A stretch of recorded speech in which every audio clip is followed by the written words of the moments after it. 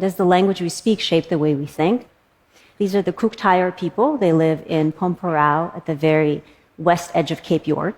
In Cook Tire, they don't use words like left and right. And instead, everything is in cardinal directions, north, south, east, and west. And when I say everything, I really mean everything. You would say something like, oh, there's an ant on your southwest leg. Or move your cup to the north-northeast a little bit.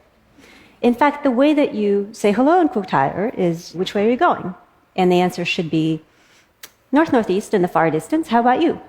People who speak languages like this stay oriented really, really well. They stay oriented better than we used to think humans could.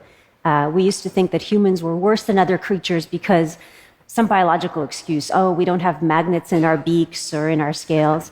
No, if your language and your culture trains you to do it, actually, you can do it. Lots of languages have grammatical gender. So every noun gets assigned a gender, often masculine or feminine, and these genders differ across languages. Could this have any consequence for how people think?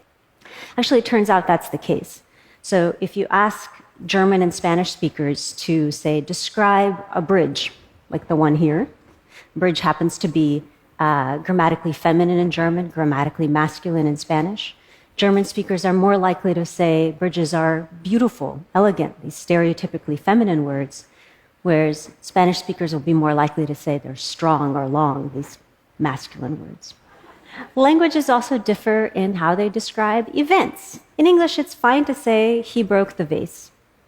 In a language like Spanish, you might be more likely to say, the vase broke, or the vase broke itself. If it's an accident, you wouldn't say that someone did it. In English, quite weirdly, we can even say things like, I broke my arm.